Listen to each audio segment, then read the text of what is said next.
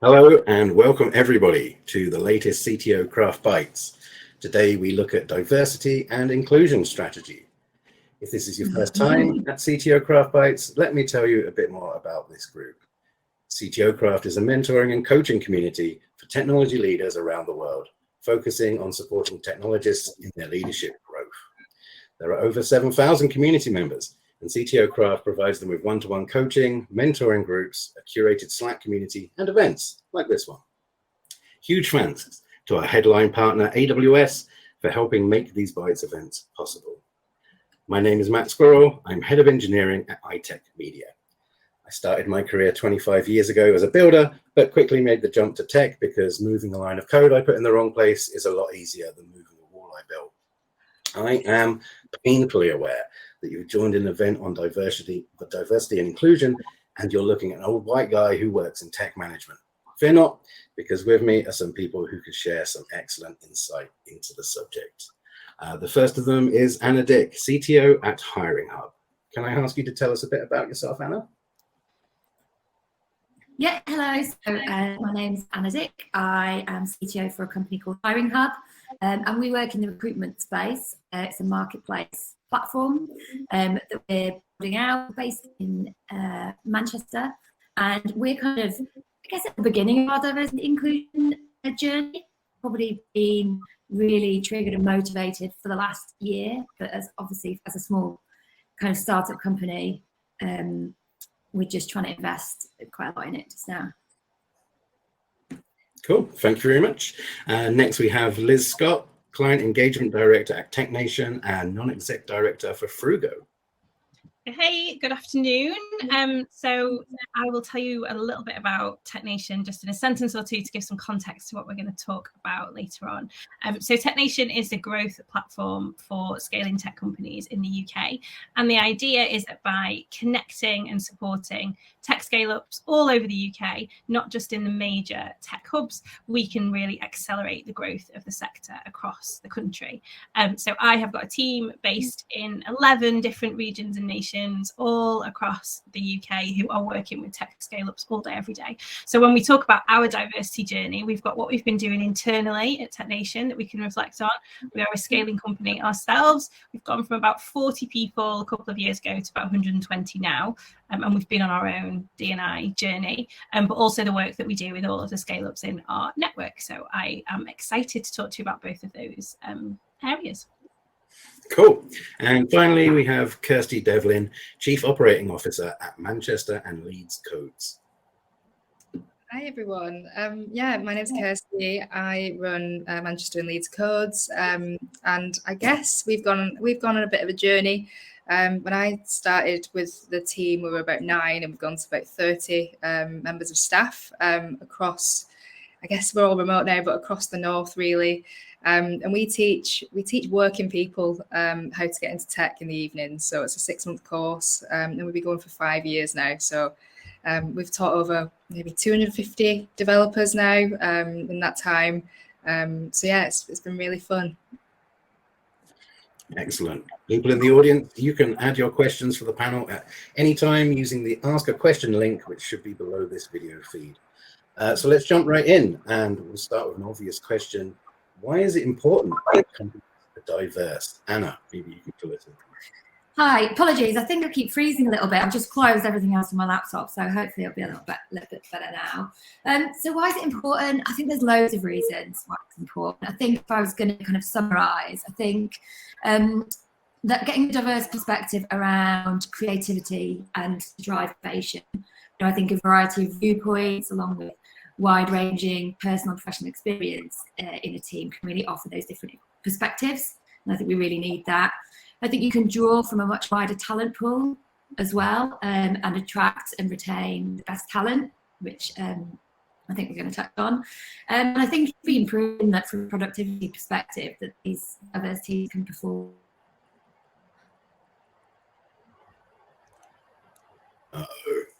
Oh no! Technology has arrived. Oh, you're back. Oh. So we only lost Sorry. you for a few seconds. I don't know where I got up to. Only a few seconds ago, so you can pretty much carry on from where you were, I think. Okay, yeah, so diverse teams. And I think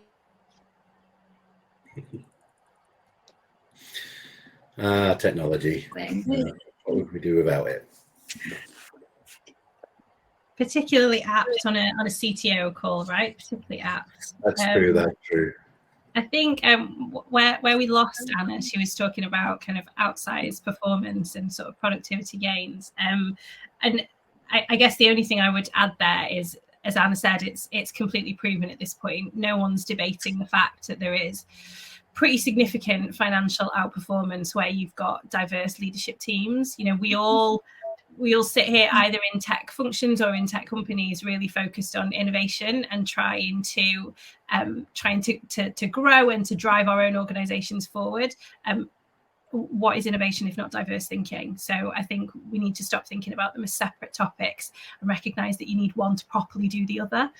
So that would be the only thing that I'd add from where we lost Anna. Yeah, apologies, Anna. I don't know if you had anything else you wanted to say now that we're back. Sorry, really sorry about that. I don't know what's going on, but I think if you look at it like from a gender perspective, you know, the world has kind of been, designed by potentially a team that at the time didn't include more of a female perspective. Oh. Well, never mind. I think we should probably try and move on. Hopefully, everybody being in tech will help them to understand that these things always happen during the live event and we're absolutely perfect in the minutes running up to here. So let's move on to the next question. Liz, does the size of a company make a difference to the way you should approach things? That is a great question, and one that we kind of grapple with on a daily basis, given that the smallest of the companies that we work with at Tech Nation might be about 10 people and the largest will be kind of in the thousands. So we see lots of different approaches. I don't think there is a difference across those different sizes of companies in terms of the argument for building diverse teams and really kind of driving excellence through diverse thinking. I think that is a constant throughout. I think in terms of the how you go about it, there are some very different practices that it's important for those different size organizations to look at. I think the one thing that I would definitely say is this is, although it won't feel like it, and I know that from firsthand experience, it won't feel like it, but this is much easier to do in the beginning. If you work on the basis that your first 10 hires, your first 20 hires are your kind of cultural co-founders and are going to drive the culture and drive how it feels to be part of your company as you go to 50, 100, 200, 1,000 and beyond, getting those first few hires right, making sure they are diverse and inclusive and open is going to make your life so much easier. Trying to retrofit it when you're a 2,000 person company is really very difficult. You know, at that point, you're kind of trying to turn an oil tanker. You've got lots of kind of mini empires that you need to sort of work across. So I think the ease of doing this, although it feels a bit counterintuitive, much easier to have it woven into everything that you do right in the beginning, rather than trying to fit it in later. And, you know, I've heard, we held an event just last week, actually, with the founder of Charlie HR here in the UK, who are now one of our later stage HR tech companies. And he talked about the fact that as he sat with his co-founders when they were like 5 people, looked around the room and thought, oh my God, we all look the same. We're bringing the same experience to building this. Where am I going to get any of that kind of creative friction? We need to break this. We need to break this stalemate. We need to bring in people that kind of think differently. So I know times are tough when you're that small and everything feels like it's got to be done yesterday. But I think it's short-sighted to do that without a focus on diversity. Cool. Thank you very much. We all know, I suspect, that getting diverse hires can be difficult. Kirsty, is the same true when it comes to training the next generation of engineers? Good question. I think it depends who you're asking. I think it also depends on the representation, like Liz said, at that top level, at that senior management level, at the core. I don't think it's been a problem for us necessarily, because we've always had quite a good mix of people from the start. I do think that it depends on how well adapted you've made your business or your organization to cater to those communities. So, for example, you know, our coding school is part-time. It will always be part-time. It will never be full-time. And the reason that full-time, I think, is a barrier for some people, especially women, is the fact that they need to they need the flexibility. And I think that opportunities and roles, so roles in tech also need to cater to that. But we found that, I'll give you an example. Our next cohort that starts in February, 90% of the cohorts are women. So it counterbalances the whole industry altogether. And that's because we've baked in the flexibility. So I think it's just a flexible approach. So whether that be your academy internally or whether that be the actual roles that you're hiring for, need to adapt. Excellent. Thank you very much. Anna, can you still hear us? No. Okay. I think we may have lost Anna. Apologies, everybody. So we will move on. I know she had something she wanted to say about that, but never mind. Liz, what advice do you have for anyone that wants to be more diverse in their hiring, but is finding it hard to source the right candidates? Oh, that's like the $1 million question, isn't it? Now, Kirsty's going to have some great advice on this. I think I would probably say two things here. One is more of like an existential way of thinking type of suggestion, and one is a bit more practical.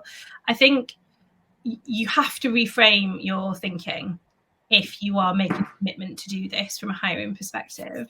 So it can't be, I need to go out and hire the best people, but I've also got to make sure that they're diverse, and it's like an afterthought. That's not going to work. You're not going to get anywhere. You're going to get very frustrated with it, and it's going to be the first thing that gets cut off the list when you run out of time or there's some other kind of call on your attention. You have to remember and kind of reframe your thinking as to why diversity is at the heart of this. So we have all got, roadmaps to deliver on, investment to raise, teams to build, etc., etc. To do, the reason that we're all turning up and doing all of that is to drive forward a business and to grow and to deliver. Diversity is a part of how you do that. You need people coming up with both the upsides and the challenges of everything that you're building from a lot of different angles. You can't do that with a homogenous group of people. So the first thing is to just reframe your thinking in terms of, what am I even trying to hire for here? It's not about bums on seats. It's never been about bums on seats. We've all made the mistake at some point in our career of thinking, oh, that person's probably good enough and I need a bum on the seat. It never works. It's not about bums on seats. It's about finding the best people who are going to bring those different perspectives and pull this apart and spot things and problems before perhaps you would, because that's not your way of thinking. So the existential bit's really important. Then I think from a practical perspective, it's that old adage, isn't it? If you do what you've always done, you'll get what you've always got. The places that you have been looking have produced undoubtedly some fantastic talent, but perhaps in quite predictable in terms of characteristics. If you need to break outside of that for whatever reason, first of all, know what it is that you're looking for. So I'd recommend that organizations, hopefully, but teams, if not, have a bit of a kind of an audit, if you like, on who have we even got in our team. What are the characteristics that we're looking for to really bring diversity to this team? But when you've done that, there are so many partner organizations that are here to help. You don't have to do this on your own. So if you've decided that what you really need to bring into the group is more women or people of different ethnicities or people from the LGBTQ plus community or people with neurodivergent ways of thinking, whatever it is, there will be an organization that is fully tapped into those communities and can help you with recruitment. So the practical advice, I guess, would be, please don't feel like you need to do it on your own, because there are lots of people who are plugged in, whether they're training people or whether they're just part of those communities and can really help with that. Cool. Thanks, Kirsty. Do you have anything you wanted to add on to that? I think it's really sometimes quite hard to identify those people, Liz, and I think you're absolutely right. I think if I go from a point of view of like, where do we find these people that are talking about kind of D&I, I would say that the hardest challenge is finding these communities for some people. And I think like Twitter for me is a place where people are non-stop talking about this, talking about the barriers. And I think there's a lot out there that kind of gets missed in the noise. And it's just about, once you find one community, it will lead you to another and another. And I think it's just, I think Twitter is a great starting point for some of that. But I agree. And I think, my biggest point is Twitter, it unlocks a lot of this. So for example, I got a call this morning from a potential student that's joining us in February. She found us on Twitter because our students were tweeting, about what code they were making. They were sending, showing screenshots of what they've been up to in class. And I think testimonials and storytelling is vastly underrated. I think that's where we could kind of unlock some more of these communities. It's listening and telling stories. Do you ever see companies coming to the people that are training and offering them jobs before they've even completed their training? Yeah, all the time. I think if you've been active online and you've got quite a good personal brand, I think it's really easy to get identified before you finish a course like ours. We found it's happened recently. God, I can't even remember an example. So there's a girl on the course. She'd been applying from probably the first day she even started the course. She's active on Twitter, and then she landed a back-end developer role 3 months into the course. So she wasn't even 50% through the course, and she's got a role as back-end developer. I think it shows the power of Twitter and having that personal brand. But yeah, you're not gonna let good talent go to waste right now. The market is crazy. If you see, a woman in tech or a woman on Twitter that's tweeting away about some API that they've just built, you want to get that person in for an interview if they've got some charisma and you can see some skills there. That's excellent advice. Thank you very much. I'll have to join Twitter now to do my job properly. Cool. We're still without Anna, unfortunately, so we will move on. Liz, over the course of a career, every manager is going to have reports who are a different gender or race or neurodiverse, even in ways that their manager isn't. How would you improve the report sense of inclusion and belonging in a case like that? Oh, that's a really, really big question. I think, and I guess just to point out that we've talked about diversity up to now. We haven't really talked about inclusion or belonging, and you can't have one working without the other, I guess, is the obvious comment. If you are going to do all of this work to find incredible candidates that come from backgrounds that might be different to the ones you've already got in your team, you're going to work hard to source them from different places than you've perhaps sourced them in the past. There is absolutely no point if you're not going to do any work on the inside of the company in terms of inclusion and belonging. It's harder, right? Because you've got to sustain that. The recruitment and the hiring is one thing. The inclusion and the belonging, this is something for the lifetime of that individual with the company. So this is where the real kind of hard work begins. There's big organizational stuff that needs to happen, but you're right. There is definitely a role for a line manager to play.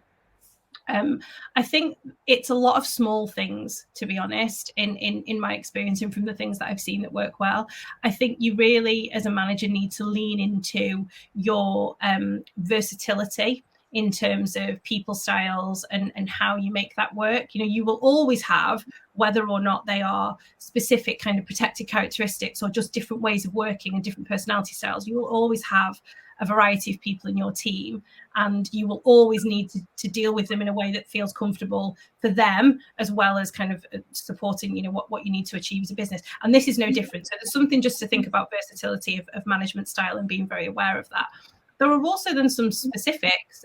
So for example, we ran a course internally with one of our training partners recently on neurodiversity, some specific needs, opportunities, and frameworks that you could use to manage people with a small number of different neurodiverse conditions.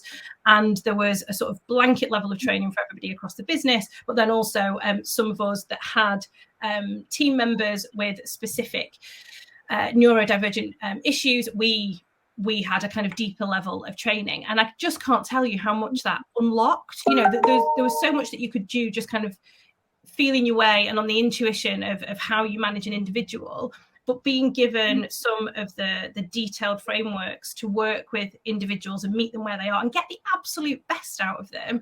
That was just a game changer for me. So I think there is a combination of doing what you would always do as a great manager and perhaps just being a bit more rigorous about that and about that versatility, but then also stepping up when you've got someone with such a specific background or such something that you don't feel comfortable managing. There'll be places for you to go to get support to do that, and that's better for everybody rather than just trying to feel your way through it. Oh yeah, thank you very much. Just a reminder to everyone that you can ask a question if you want by hitting the Ask a Question link at the bottom of the screen. Kirsty, here's another $1 million question. What's some easy things, some low-hanging fruit that can be found when looking to make your company more attractive to diverse candidates? Okay, so I've touched on Twitter. I think that is a really good way of leveraging who you are. People that are learning to code, for example, at that junior level, they're using things like hashtag 100 days of code, hashtag dev community. You'll just see streams of these people wanting to get into tech, all from diverse backgrounds. Some of the users won't have pictures, so you know that everyone's anonymous, but if you like what they say, I think that's one way of kind of potentially reaching out to candidates to get them to apply. I think another way is, from experience that I think has worked in the past from tech firms I've worked with in the past, has been hiring in doubles. So let's say you're going to make your first diverse hire, someone that doesn't fit the usual mold that you're used to hiring. I think it's hiring in doubles, making sure that person comes into the business with somebody else that's got a similar background to them. It works really, really well. That person's not on their own. They don't feel like alienated, and they've got support from day one. I've actually found that works really well with the Kickstarter program. I'm not sure if anyone here in the audience has got any Kickstarters, but it was an incredible experience for us. We found 3 great applicants, or people that joined the business for 6 months, and having 3 start at the same time meant that they could bounce off each other, and that is no different in tech in any dev role that I've had experience with. So yeah, hiring in doubles, and then just making sure that the mentorship's in place. So if you're going to make that hire, making sure that yes, Natasha, Kickstarter is great. Making sure you've got support in the team, making sure that there's a buddy system in place potentially to make sure that inclusion piece doesn't get missed. It's great attracting these people into your business, but how are you going to keep them? How are you going to retain them and develop them? Cool, thank you very much. I'm going to do something a little bit mean now and ask some questions that we originally had planned for Anna. So get ready. But we've spoken a little bit about this. In fact, Liz, I think you touched on this a little bit. I wonder if you could expand on how important diversity is within leadership teams at companies rather than people who are just joining. I think diversity in leadership is like the first place you should go, really. I know that's not always helpful talking to an audience of CTOs who'll be thinking about their kind of universe within the company. But I think if you're really committed to this as an organization, that's where you've got to start. You need people in the rooms that decisions are being made, challenging the ways of thinking, challenging the decisions that are being made, asking, but what about, this particular community, how is that going to work for X, Y, or Z? Otherwise, you risk having that kind of schism between diversity and inclusion. You risk trying to bring a lot of people in at the bottom and then them being in an environment that is not getting the best out of them and is not comfortable and they don't feel like they belong in, and then kind of exiting a not too late a date, which is infuriating for everybody involved. Nobody's having a good time when that's happening. I think if you need to start somewhere and really kind of demonstrate the commitment, starting with leadership teams is really important. It's quite a tricky thing to do, but it is incredibly important. When we did this at Tech Nation, we looked at both our internal senior management and board level and also our non-exec board at the same time, because again, the two have to work together, and you want all of those layers to kind of have the safety net of, are we putting all of these proposals, all of these suggestions in front of a diversely minded group of people who are going to call it out if we've got it wrong and who are going to call it out if we're leaving someone behind. So I think it's the place you start, to be honest. I don't think it's possible to do this well without diversity in leadership. Thanks. What if you didn't do it when you started? Well, that's all right. You can do it now. You can do it now. You can do it now. And again, I think you always need to do that exercise of kind of understanding what you've got in the business. it is definitely not too late if it wasn't kind of done in the beginning. And you can recognize how you can compensate, for example. So if you're going to sit and look at an exec board at the moment that perhaps isn't quite as diverse as you want, how are you going to rectify that? Have you got new CXO roles coming online in the next 12 months that you can make a disproportionate effort to try and find a fantastic roster of diverse candidates for? If not, have you got a pipeline of people coming up through to senior management in the business that you can, have a look through and invest in from there's always a possibility. There's always a way to attack it, depending on the direction that your company is going in. But it's definitely not. It's not a good enough excuse to say, "Oh, we didn't do it, and that ship has sailed now." If your business is completely static, then maybe, but I doubt any of the businesses on this call are completely static. Cool, thank you very much. Question for either of you in that respect. The sort of thing that would affect employees' ability to make comments about the leadership team not being diverse enough is barriers that limit the ability to have good conversations about these things. What can we do to remove some of those barriers that stop this sort of conversation from happening? Come on, Kirsty. I think that's a mean question to have, because I think it's quite a big one. I think it starts with data. It starts with, have you seen this report? This is really interesting, and bringing it up as a kind of like, I wouldn't say a book club, but I'd use it as like an opportunity to leverage a piece of work. So like, for example, I'll give a shout out to Annette Joseph, who has developed Diverse and Equal, based in Manchester. She has worked tirelessly on the racial diversity report with Women in Leeds Digital, and like that report in itself is a really good talking point. It's it's a way of opening up some of the things that people often overlook, and I think they're real stories from people in the industry. And it's like, maybe it's a way to have a conversation with the team. What did you think of this report? Is there anything that we can identify, ways we can do things better? I'll put the report in the chat so everyone can have a look at it. But I think that's just one way of bringing it to the forefront. And maybe even having like a Slack channel dedicated to some of this chat, where it's like, has anyone seen anything that's useful in this space? And make it kind of like a crowdsourced effort. Everyone can have access to this channel and put links and things in there to educate everyone. I would definitely agree with that. I think it's a wider cultural point there, isn't it, about kind of openness across the company and an ability to feed things back to senior management and to the board. You have to have a really kind of trusting and safe environment for people to feel like they can bring those sorts of things up. So you would hope that you could create that environment if you haven't got it already, so that feedback's kind of coming from across the company. But as Kirsty said, there is a responsibility at board level to have that data and to understand, where are we doing really well, where could we perhaps do better. And sometimes it's really surprising, I guess, is the thing I'm going to add there. So we did this exercise as a company, what are we in now, probably about 18 months ago, and just looking around at the really obvious things that you can sort of see and get a sense of in the company, we sort of thought we were doing all right. We've got fantastic gender balance. We've got a real range of ethnicities across all different levels of the companies. We've got neurodiversity. We've got LGBTQ plus people. We knew that we weren't doing particularly well from a disability perspective in terms of physical disabilities, but we were sort of like marking our own homework, thinking we were going to have done all right.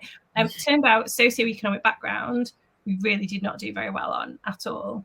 We had a disproportionate number of people from a very small number of socioeconomic groups. And actually, there were some really easy things that we could do to stop that perpetuating. We over-rely on our own networks and LinkedIn, for example, in terms of recruitment. So we push it out, goes out to all our mates and all the people that we've worked with. We find fantastic people because we know really smart people. And then we pat ourselves on the back that they tick a different box. Woo! But we weren't doing as well as we could from a socioeconomic perspective. So the data is really important. It will show you things that you've not anticipated. Yeah, just recently when we were hiring an engineer. Hiring for engineers, we're always hiring for engineers, but part of it was an at-home technical test for the engineer to fill in. And it didn't occur to us that not everybody has their own laptop, not everybody has the ability to even partake in that test, which was surprising when someone told us, but in hindsight, completely obvious. So yeah, there's lots of things to consider for socioeconomic diversity for sure. Definitely. It can be a bit tricky with remote working as well, because you've not always got people that live in a home environment where they've got a separate quiet space with a suitable Zoom background that, you know, it is appropriate from a work perspective. So the way that we're approaching hybrid work as we come back into offices, for example, it all has implications, which is why you need a diverse leadership team making decisions rather than a homogenous group of people who wouldn't necessarily be aware of some of the things that we've just been talking about. Yeah, for sure. We can't all have a background that looks as good as Kirsty's orange one right now. Very obvious. Could I just add to that quickly? Yeah, I saw some of those things really with new eyes when I started to work with a group of people that were unemployed, and I was trying to teach them how to get into tech a couple of years ago through an organisation called Recode, a boot camp in Bolton, Greater Manchester, and the class were all on universal credits, and I was trying to get them to network in Manchester at a co-op digital event. I thought, you know, for me, that's a really comfortable room to be in. You know, I think what being online has allowed us to do is to remove some of those barriers. So, you know, the fact that, you know, what you were for a Zoom doesn't really matter as much as it probably did in person. Things like, you know, free pizza and all of those things, you know, like it's, I guess what I saw was like, you know, the apprehensive, the kind of like unimaginable situation where there's free food and drink, you know, like for someone that's not had that experience before, it's quite overwhelming. You know, people speaking to each other in groups of people, and often people ask you, you know, what do you do for a living? And I think with Zoom and all of these online platforms, there's none of that awkwardness. You can be whoever you want to be, sat on your screen, and you can change your background, and you kind of you're a level up than what you might have been previously, which is like, you know, you might not have been able to afford really nice clothing, you might not have nice shoes, but everyone, I think it was the playing field a little bit more than maybe it did before. Excellent. Yeah, I agree. Earlier you mentioned Slack groups like LGBTQ plus Slack group, committees or guilds or whatever you might call them at your company or organization. How can you encourage people to join such group? How can you get them excited about why they should be a member of such a thing? Is that for me? Sorry. Yeah, sure. Sorry. I think Anna wants to come back in. I'm sure she'd have some good stuff on this. But I think, I think it's hard. It's hard creating kind of buzz around certain groups. But I think it becomes easy when you've got momentum. So, for example, it could start with so like half the teaching team at Manchester Codes, Leeds Codes, LGBTQ plus. So it makes it easy to form those groups when you've got quite a good mass of that. I think it's just allowing someone to have a safe space, and it's a really good way to network with other people in your organisation. So for us, we include students, we include instructors that identify in that way in this private Slack channel that's locked. So you just have to kind of DM someone to get access. But I do think it's important. I think it's important to have those spaces and it be a choice if someone wants to participate. Yeah. Excellent. Liz, did you have anything you wanted to add to that? No. I think it comes back to something that Kirsty was talking about earlier on in terms of not just hiring like a sole diverse person and kind of patting yourself on the back, like trying to be mindful of the communities that you've got inside of your company, you know, where you're adding people to that and creating these spaces, I think is the ongoing part of that journey. What I would say is they don't always need to be like formally created and people need to be invited. So for example, we've had a group of people with different neurodivergent conditions only set up their own group off the back of the fact that we did a lunch and learn. There were a few of us that were sort of talking at cross purposes across the company, all very specifically about ADHD for various reasons. And someone said, actually, my brother has got ADHD and I used to work in an autistic charity. Could I come and do a lunch and learn for the benefit of the company? So he came and did this amazing presentation that was so insightful. And it sort of sparked this little movement where people wanted to get together. And there's also a separate little community of people that are managing or working with some of these people and trying to sort of swap notes on, I did a really bad job of this, can someone help me do it better? So sometimes I think they bubble up. I don't think they always have to be kind of formally set up. But again, it's about creating a space that feels safe and that there's a lot of trust and people feel like they can put their hand up and say, I would like to set up a Slack group on X, or that they can just go ahead and do it and invite people in the company who want to join. We've got all sorts going on at Tech Nation. We've got pet parents, we've got actual human parents, alongside all of the ones that you'd expect. We've gone deep into online communities and the things that people need to share and support each other on. Yeah, I think the pets channel at iTech is one of the most popular of all the Slack channels we have. It's just pictures of dogs and cats. No one's got a cool pet like a snake or anything. It's very sad. Cool. I think there are no questions from the audience at this point, and unfortunately, due to technical limitations, we can't get Anna back, and I'm very sorry about that to everyone, especially her. I know she was looking forward to this. So I think we're going to wrap this up a little bit early. Got any final closing comments, Liz or Kirsty? Can I give a shameless plug? Is that all right? Go ahead. One of the things that we realised as we were trying to double down on D&I started kind of back in 2020, and obviously has continued since. One of the things that we realised was it's really, really difficult. It's not something that even with an open and trusting culture and people that are motivated to do this, it's still not easy. It takes a lot of soul searching. There's some technicality involved in how you do some of it, particularly like the data exercise, etc. So we realized it was very difficult. One of the things that we like to do when we realize that things are difficult for a scaling company is to open source them to all the scaling companies. So as a result, we pulled together a diversity and inclusion toolkit that is based on some of the things that we learned and is available to anyone who might be interested. So I'll drop a link in the chat. Feel free to use it, use the resources. If there are resources that you think are missing, please do let us know, because we're always interested in adding to it. So that's a bit of a shameless plug, but hopefully a helpful resource. Oh, that sounds really useful. Thank you very much. Cool, there it is. Thank you very much.